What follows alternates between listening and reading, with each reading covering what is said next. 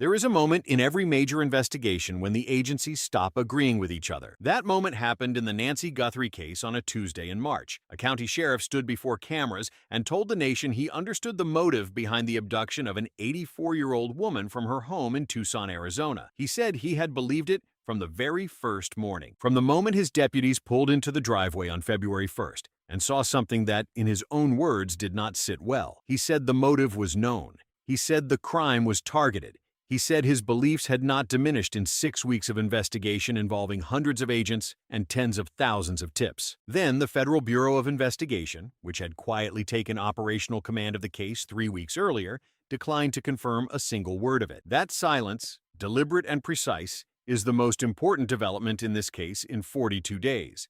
And almost nobody is talking about it. This is the crime files. No sensationalism, no exploitation, just evidence, just analysis. Just the pursuit of truth. Nancy Guthrie is 84 years old. She is the mother of Savannah Guthrie, the anchor of the NBC Today Show, one of the most recognizable faces in American morning television. She lived in a residential neighborhood in the Catalina foothills of Tucson, Arizona, a quiet area of single-family homes with mountain views and private driveways, the kind of neighborhood where people walk their dogs in the morning and leave their garage doors open in the afternoon, where neighbors know each other by name and where nothing like this has ever happened before. She was last seen inside her home in the late evening hours of January 31st, 2026. Court documents and official law enforcement releases establish the following timeline. At some point during the early morning hours of February 1st, 2026, a masked suspect approached the front entrance of Nancy Guthrie's residence. The suspect was wearing dark clothing, gloves, and a full face mask. According to law enforcement, the suspect carried a firearm.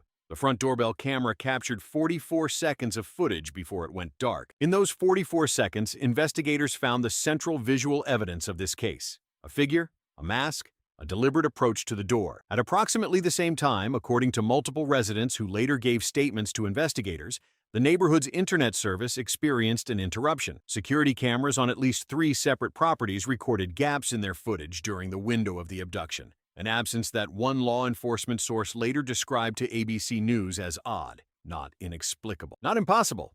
Odd. That single word from a federal source is a carefully chosen one. The doorbell camera itself was subsequently found to be missing from its mount. The physical device, the hardware that captured those 44 seconds, was gone. Nancy Guthrie was gone. Within hours, the Pima County Sheriff's Department had opened a missing persons investigation. Within days, the Federal Bureau of Investigation had deployed agents to Tucson and established a joint task force with local homicide detectives. Within 72 hours of the disappearance, Savannah Guthrie stepped back from the anchor desk. She did not make a public statement about when she would return. Within 1 week, ransom communications began reaching media organizations. The first note, received by multiple newsrooms, demanded approximately $6 million in Bitcoin. The language was specific. The deadline was explicit. The payment method was described in technical detail that suggested familiarity with cryptocurrency infrastructure. The note was not sent to the Guthrie family. It was not sent to the FBI. It was sent to journalists. Investigators noted that deviation immediately. In a conventional ransom kidnapping, the communication goes directly to the party with resources and motivation to pay. Sending the demand to the media achieves something different. It creates public pressure. It creates a spectacle. It creates a narrative that runs alongside the investigation rather than through it. Whether that was the strategic intent of whoever sent the note, or whether it reflects a misunderstanding of how ransom negotiations actually function, was a question that investigators began working to answer from the moment the first communication landed. A second note arrived several days later. This one was different in tone and in technical detail. The cryptocurrency demand had changed to a different, more privacy-focused digital currency. The language had escalated. The deadline references had shifted. Investigators analyzing both communications noted stylistic elements that may or may not indicate the same author. That analysis has not been made public. The family responded publicly. They stated their willingness to negotiate. They asked for proof of life.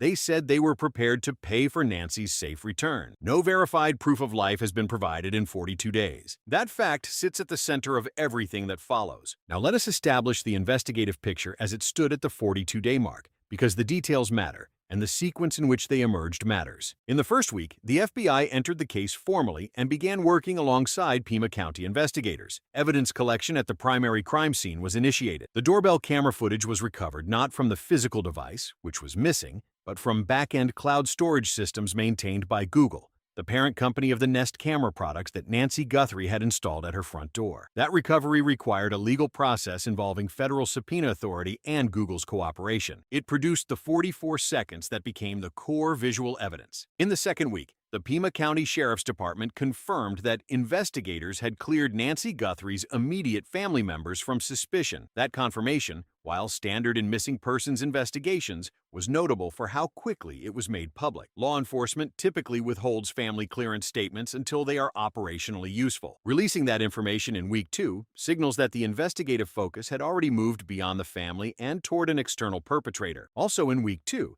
the FBI began working with Walmart. According to reporting from multiple verified news organizations, investigators identified purchases made at a Walmart location that may be connected to the suspect. Items consistent with the equipment visible in the doorbell camera footage, dark clothing, gloves, items that suggested advanced preparation for the crime. The Walmart investigation is ongoing. Purchase records and surveillance footage from the relevant store or stores have been obtained by federal investigators, though no public identification from that evidence has been made. In week 3, the FBI's Tucson field operation began transitioning to the Phoenix field office, which serves as the regional command center for federal law enforcement in Arizona. That transition is standard for investigations that move from emergency response into the analytical and prosecutorial preparation phase.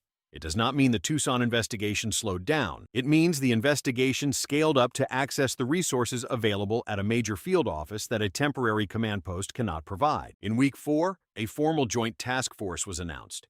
Homicide detectives from the Pima County Sheriff's Department working alongside FBI special agents assigned to the case from the Phoenix field office. The task force structure is significant because it reflects a specific organizational logic. Homicide investigators understand how to build criminal cases for trial. FBI agents understand how to move evidence across jurisdictions, access federal databases, compel corporate cooperation, and pursue financial threads that cross state lines or international boundaries. Together, they form the unit best suited to the work ahead. Also in week 4, the reward total reached $1.2 million, $1 million from the Guthrie family, payable anonymously in cash, $100,000 from the FBI, $100,000 from a Tucson area Crime Stoppers organization. The response was immediate. According to law enforcement sources, more than 1,500 new tips came in within days of the reward announcement. Every one of those tips is being evaluated by investigators assigned to the tip processing function of the task force. In weeks 5 and 6, the investigation entered the phase that produced this week's developments.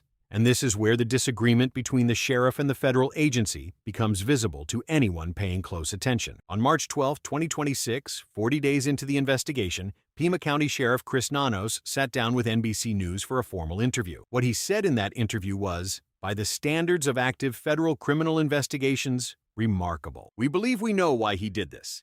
That is a direct quotation from the Sheriff of Pima County, recorded and broadcast on NBC News, 40 days into the disappearance of Nancy Guthrie. Parse that sentence carefully. The operative word is believe, not suspect, not theorize, not are working to determine, believe. The investigative mind of Chris Nanos, formed over decades of law enforcement experience, applied to 6 weeks of comprehensive evidence collection involving hundreds of professionals, has arrived at a state of belief about the motivation behind this crime. He continued, and we believe that it was targeted, but we are not 100% sure of that. 3 distinct statements compressed into 2 sentences. First, there is a believed motive. Second, the crime is believed to have been targeted, meaning Nancy Guthrie was selected specifically and deliberately. Third, the certainty attached to the targeting assessment is not yet absolute. The evidentiary picture supports the conclusion without yet meeting the threshold of prosecutorial certainty. Then he said something that reframes the entire 6-week timeline of this investigation. He said he had strong beliefs about what happened from day 1.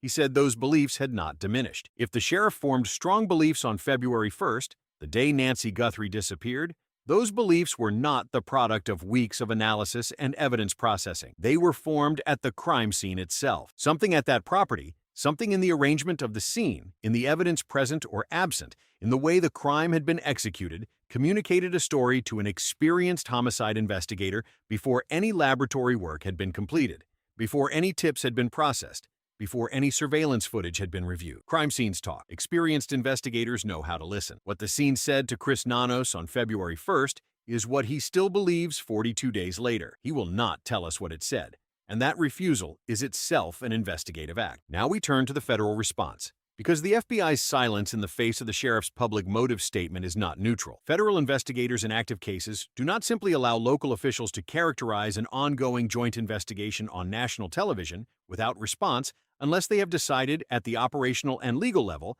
that a response would be more damaging than silence. The FBI did not confirm the motive statement. They did not deny it.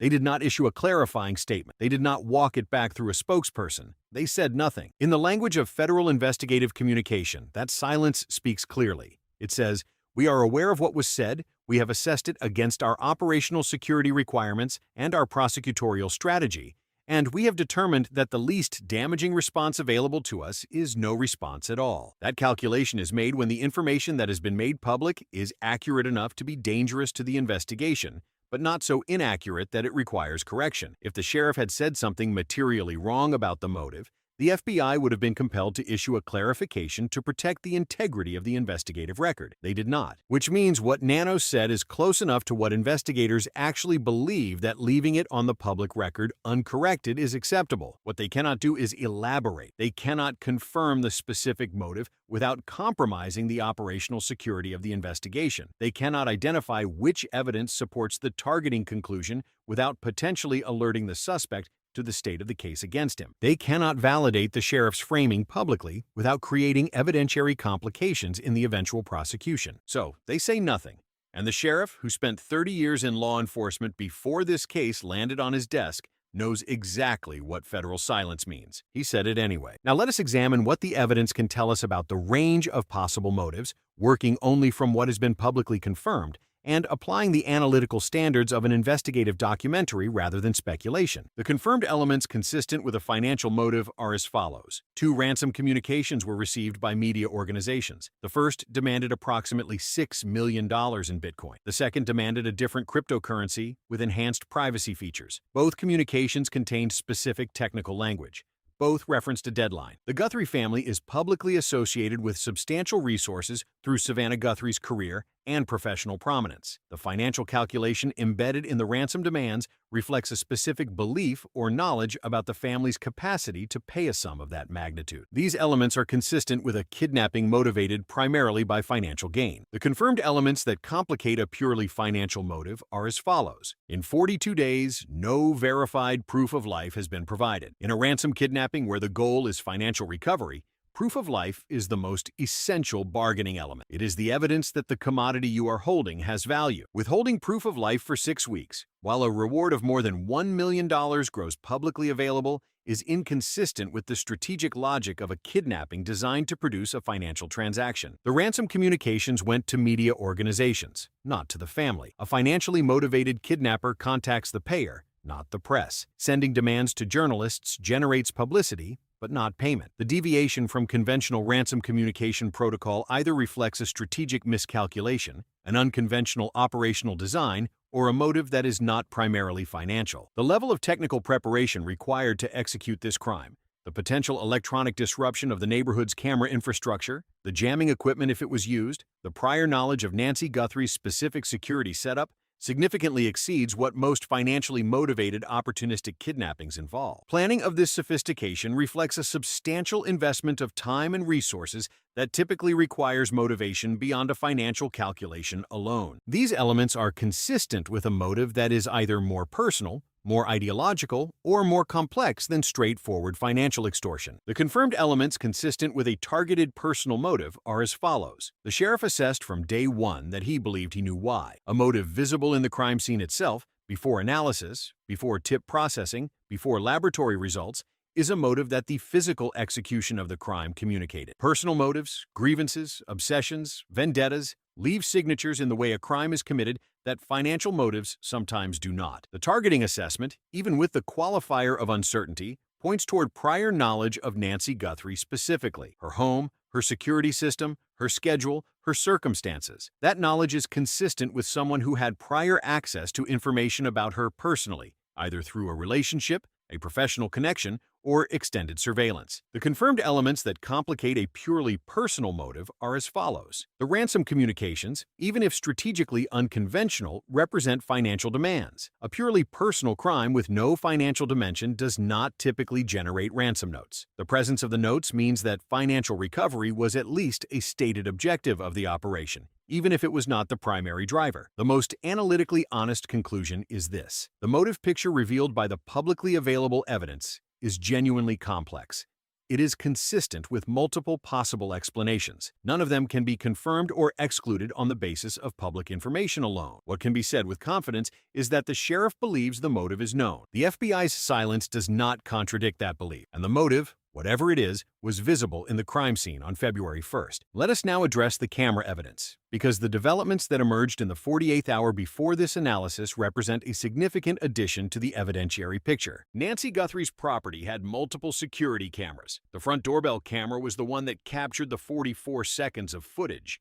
That camera is now missing from its mount. Whether it was removed by the suspect in an attempt to eliminate physical evidence or by law enforcement as part of the evidence collection process has not been publicly confirmed. What is confirmed is that the physical device is absent. The property also had cameras covering the driveway, the backyard near the pool, and the side yard. These cameras were taken into evidence by the FBI early in the investigation. Working with Google, investigators have now recovered images from these additional cameras. The images are thumbnail photographs, still frames captured when the cameras were triggered by motion detection rather than continuous recording. They show activity at various locations around the property in the days and weeks preceding the disappearance. Here is the detail that changes the investigative significance of this recovery. The cameras captured nothing on the night of the abduction. Cameras that were demonstrably functioning in the days before February 1st, capturing motion-triggered images of activity around the property, produced no images during the critical window when Nancy Guthrie was taken. The absence of images from the backyard, pool, and side yard cameras during the abduction window is not a neutral absence.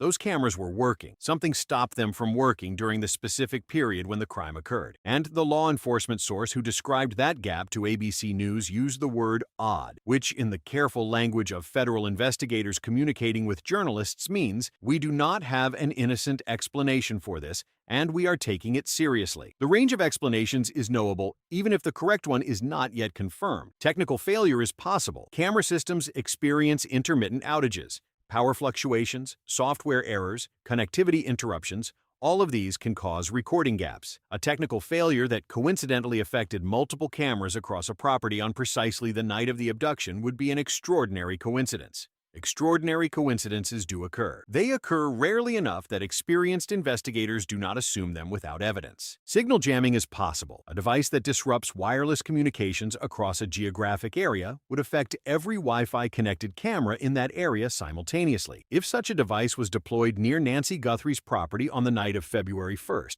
it would explain not only the camera gaps at her home, but also the recording interruptions that multiple neighboring properties reported. A pattern of simultaneous recording gaps across multiple independent camera systems on multiple separate properties is not consistent with individual technical failures. It is consistent with a single external cause affecting all of them at once. Deliberate infrastructure tampering is possible and is being actively investigated. This brings us to the utility box. A utility box near Nancy Guthrie's home showed signs of having been tampered with. That is a confirmed investigative development. Pima County Sheriff Chris Nanos confirmed in his NBC interview that investigators were examining a possible internet or power outage in the neighborhood the morning of the abduction. He also stated that the vandalized utility box near the property did not constitute direct evidence in his department's assessment, meaning that the local agency had not publicly connected the tampering to the abduction. The FBI assessed the situation differently. According to reporting from multiple verified outlets, the FBI has continued to independently investigate whether the area's electrical or internet infrastructure was deliberately interfered with, an investigation that goes beyond the specific utility box to examine the broader infrastructure serving the neighborhood around the time of the crime. This divergence between the Sheriff's Department's initial assessment and the FBI's continued investigative interest in the utility box infrastructure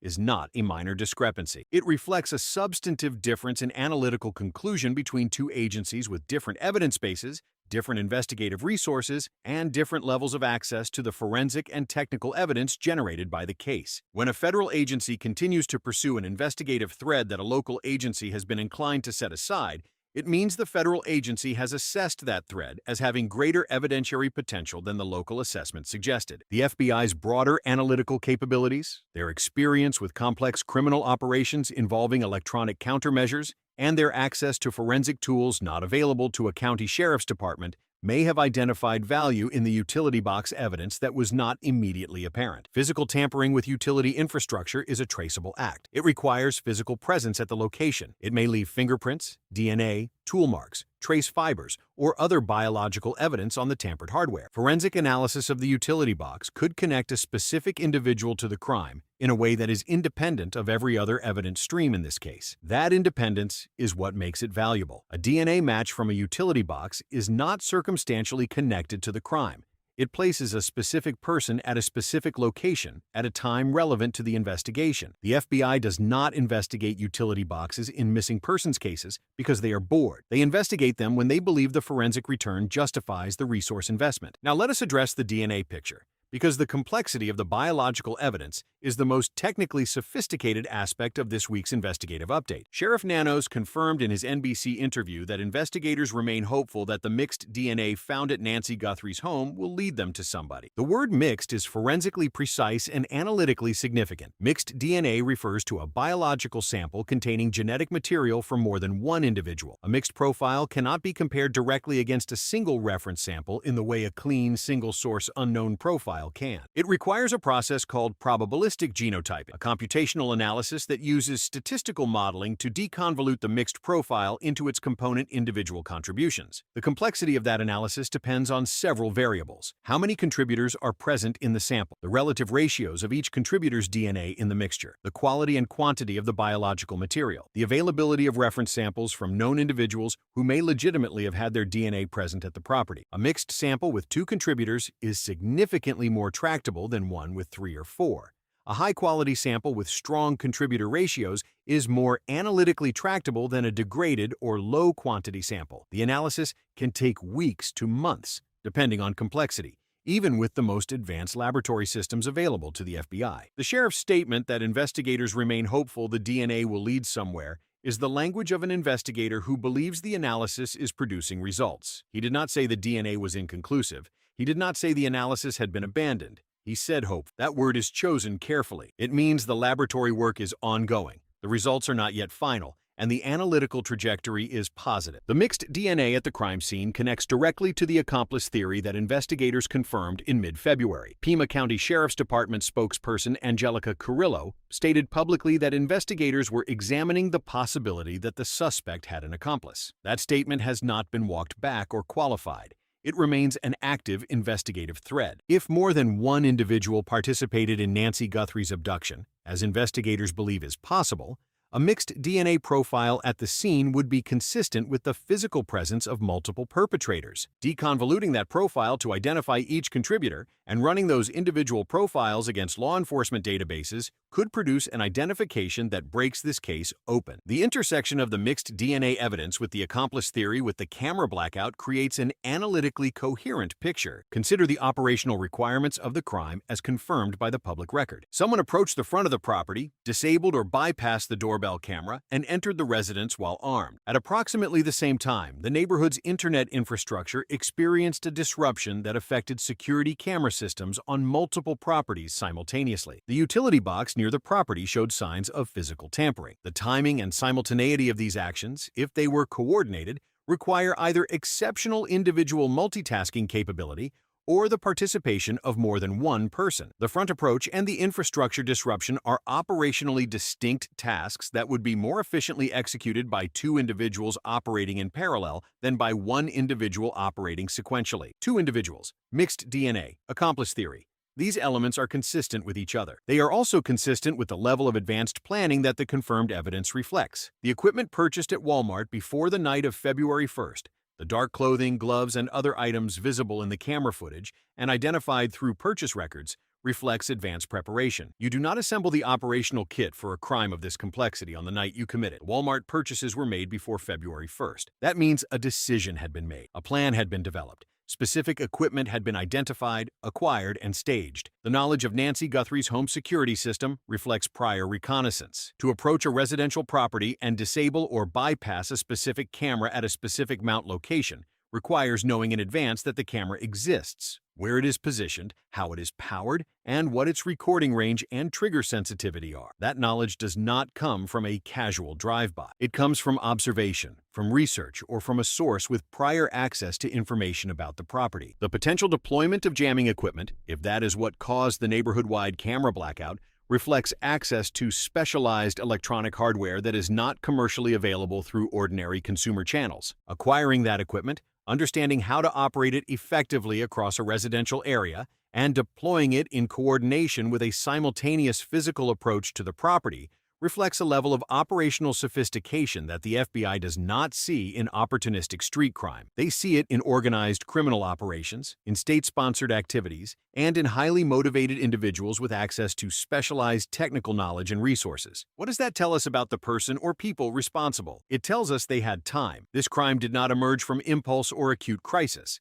It was planned over a period sufficient to acquire equipment, develop operational knowledge, conduct reconnaissance, and coordinate the execution with at least one potential accomplice. It tells us they had resources, financial resources for equipment, technical knowledge to deploy it effectively, physical access to conduct whatever surveillance was necessary. It tells us they had motive sufficient to justify the investment, the time, the resources, the criminal exposure, the risk of apprehension. All of these are costs that a rational actor pays only when the benefit expected is substantial. Whatever motivated this crime was substantial enough to justify all of that. And the sheriff has believed he knew what that motivation was since the morning of February 1st. There is one more thread in this week's picture that requires careful attention before we reach the conclusion of this analysis. The question of what the sheriff's public statement about the motive tells us about the psychological dynamics of this investigation, both internally and externally. A senior law enforcement official in an active federal investigation does not publicly state that he believes he knows the motive,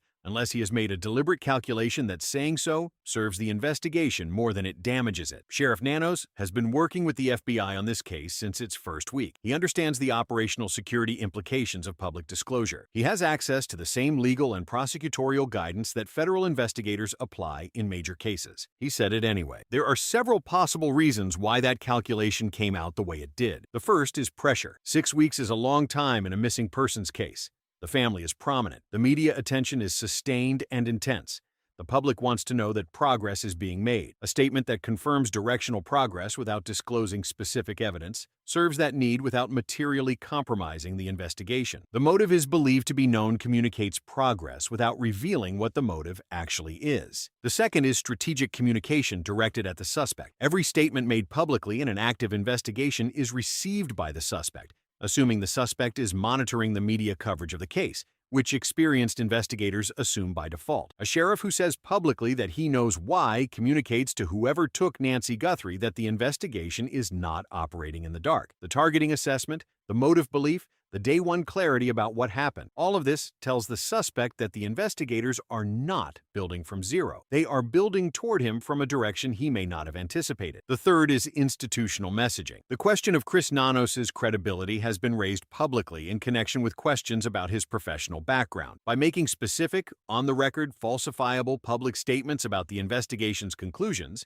the sheriff is demonstrating that the investigation under his participation is producing results regardless of those background questions. This is a form of institutional self-defense that serves both the investigation and the investigator. The fourth, and perhaps most analytically significant, is this. The sheriff said it because the investigation has reached a point where saying it no longer compromises the operational security of the case. The motive evidence is sufficiently developed that public acknowledgement of its existence does not alert the suspect to anything he does not already suspect investigators know. The investigation has moved past the point where the surprise of the motive conclusion provides tactical advantage. In other words, the sheriff said it because the investigation is ready for the case to move toward its conclusion, and a public statement about the motive, carefully calibrated to confirm without revealing, is part of the architecture of that conclusion. Where does this investigation stand today? The motive is believed to be known by the lead county investigator. The FBI has not contradicted that belief. The crime is believed to have been targeted, with a qualifier of uncertainty that reflects the gap between investigative belief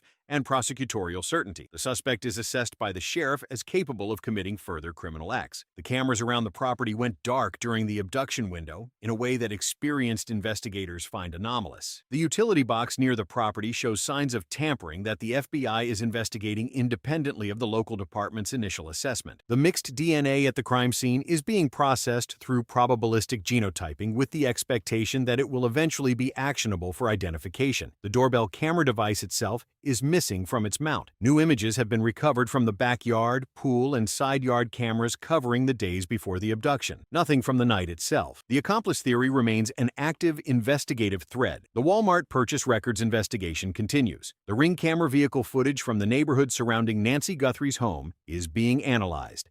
1,500 new tips have been generated by the reward announcement. The reward stands at $1.2 million, payable anonymously in cash. And Nancy Guthrie has been missing for 42 days. She is 84 years old. She requires daily medication. She is someone's mother. She is someone's grandmother. She grew up working at a Wendy's and raised children who love her. She attended church on Sunday mornings and lived in the Tucson community for decades. She did not deserve what happened to her on the night of February 1st, 2026. The investigation that is working to find her and to hold the person responsible for taking her is not cold.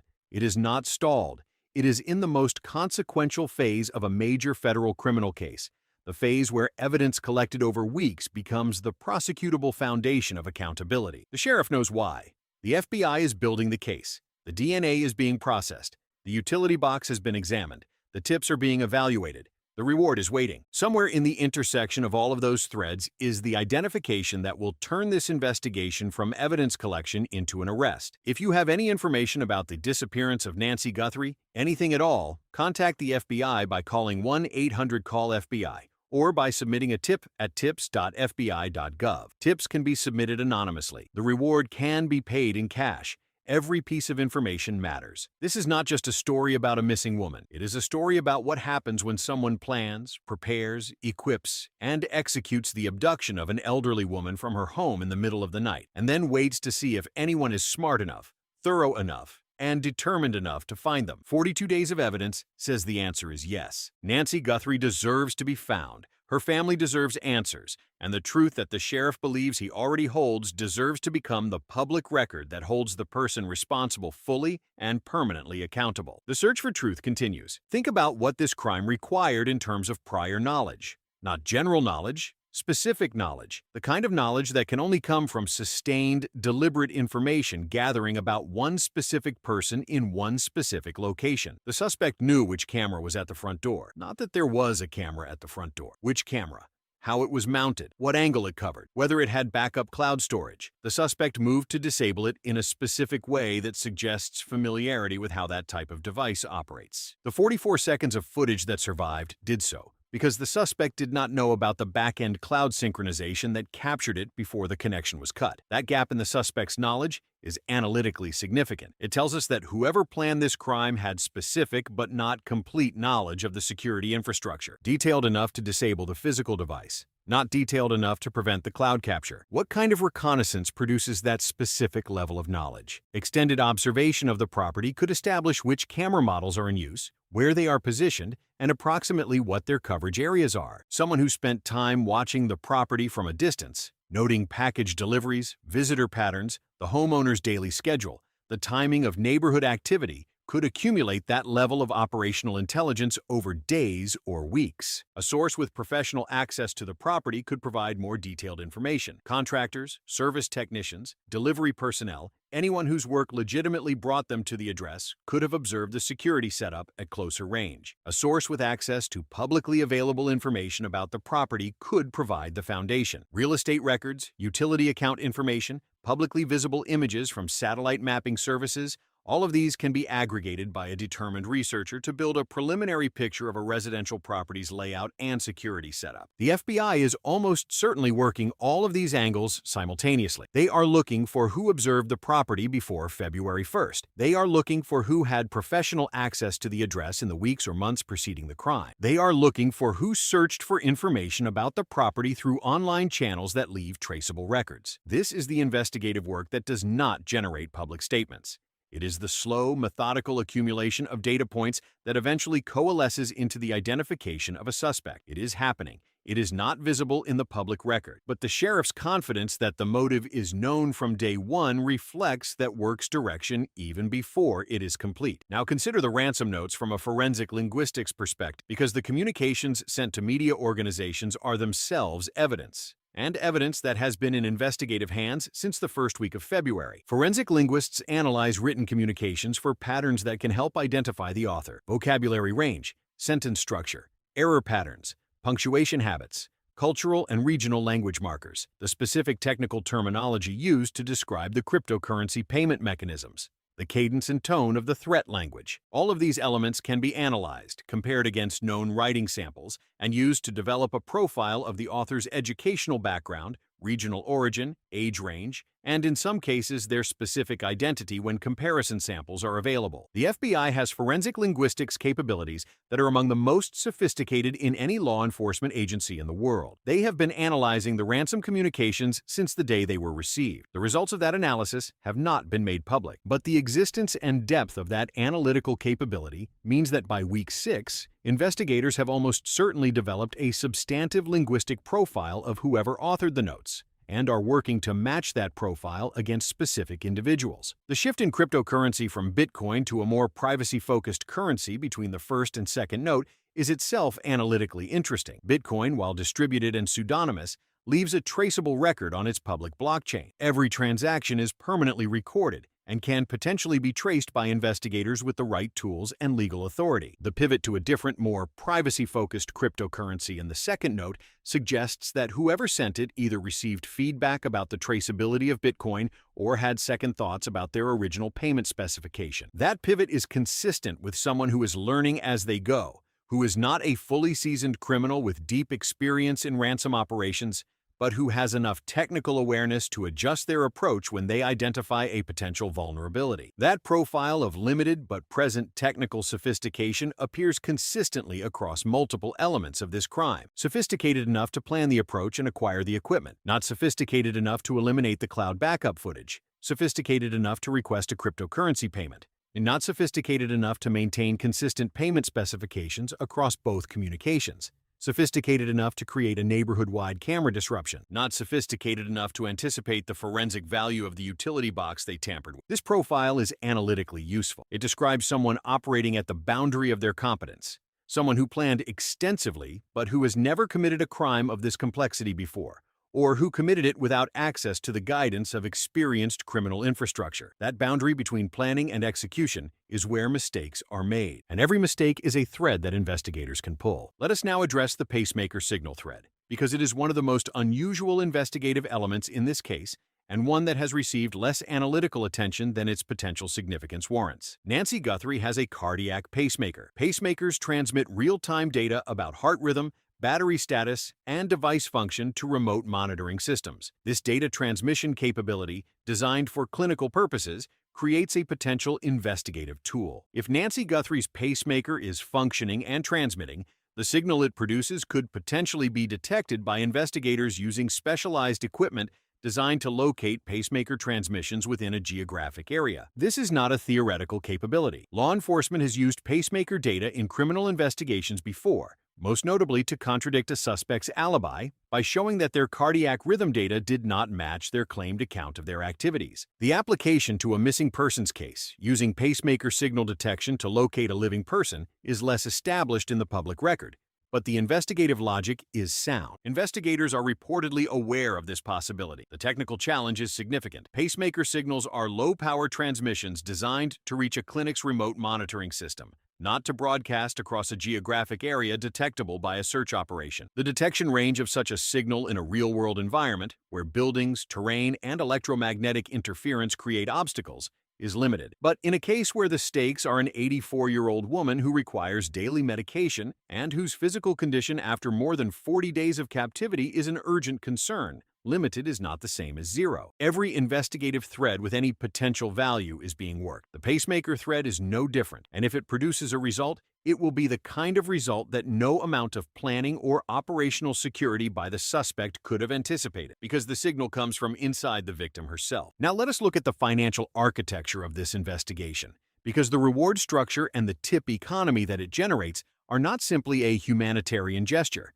They are an operational strategy. The Guthrie family's decision to offer $1 million, payable anonymously in cash, for information leading to Nancy's recovery reflects a specific understanding of how information moves in criminal investigations. In a case where the suspect or suspects may be known to someone in their community, their family, their professional network, or their criminal associates, the existence of a large, anonymous, cash-payable reward creates an incentive that competes with the incentive to remain silent. Criminal conspiracies are kept together by a combination of loyalty, shared interest, fear, and the absence of a better option. $1 million anonymous reward attacks several of those pillars simultaneously. It creates a better option for someone who knows something. It allows loyalty to be converted into financial security without public exposure. It reduces the fear calculation, because the anonymity provision means that providing information does not require becoming publicly visible as an informant. The 1,500 tips generated by the reward announcement are not simply 1,500 individuals with information. They are 1,500 moments where someone decided that the combination of the reward incentive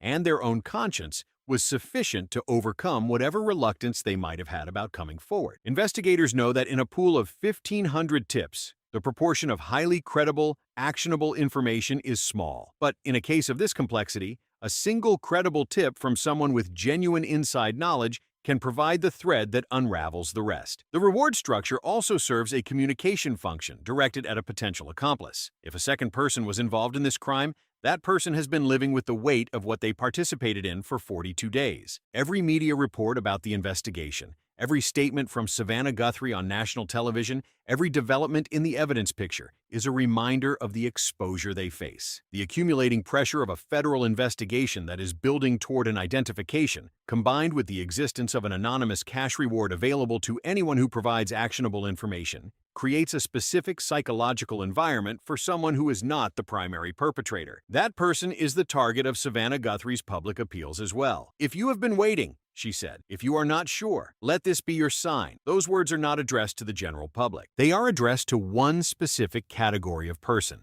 someone who was adjacent to this crime, who has knowledge they have not yet shared, and who is weighing the cost of silence against the cost of disclosure. The reward is $1 million. The anonymity is guaranteed, the cash is real, and the investigation is 42 days closer to the identification that makes that decision irreversible. One final analytical element deserves attention before we close this examination of where the Nancy Guthrie investigation stands on day 42, the decision to return the crime scene to the family. When law enforcement releases a crime scene back to the property owner or their family, it signifies a specific investigative milestone. The primary evidence collection at that location is considered substantially complete. The forensic work that can be done at the scene, the biological sampling, the trace evidence collection, the photographic documentation, the measurement and mapping of the space has been completed to the satisfaction of the investigative team. That does not mean no evidence remains at the scene. It means that investigators have collected what they believe can be collected, have documented what they believe should be documented, and have reached the conclusion that further physical presence at the location will not generate additional investigative return proportionate to the cost of maintaining control of the property. The return of Nancy Guthrie's home to her family is not a sign that the investigation is over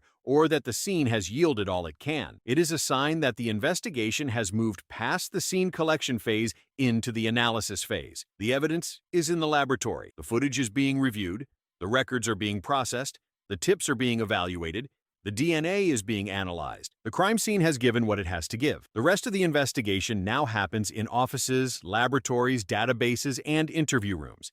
It happens in the space between the evidence that has been collected and the conclusion that that evidence is being assembled to support. The sheriff walked out of Nancy Guthrie's home on February 1st with beliefs that have only been reinforced in 42 days of investigation. Those beliefs point toward a specific person, toward a specific motive, toward a crime that was planned and executed with deliberate purpose. The investigation is working every day to close the distance between those beliefs and the prosecutable case that turns belief into accountability. That distance is narrowing. Where the case stands today, as established by the full weight of the publicly available record, is here. The evidence supports the theory of a targeted, planned abduction executed by at least one individual with prior knowledge of the property and its security infrastructure, and possibly with the assistance of an accomplice. The financial demands embedded in the ransom communications suggest a financial motive, but the operational deviations from conventional ransom protocol complicate a purely financial explanation. The forensic evidence, specifically the mixed DNA, the utility box tampering, and the camera blackout pattern, is consistent with multi-person criminal operation of above-average planning sophistication. The sheriff believes the motive is known. The FBI has not contradicted that belief. The investigation is in the analytical and prosecutorial preparation phase and is building toward the identification that will initiate the arrest and prosecution phase. Nancy Guthrie has been missing for 42 days. She is a real person. She is someone who loved her family and was loved by them. She is the reason that hundreds of investigators are working every day, and the reason that her daughter left the most prominent job in American morning television to sit in Tucson and wait for news. She deserves to be found. Her family deserves answers. The investigation deserves to reach the conclusion that the evidence it has assembled makes possible. The search for truth continues.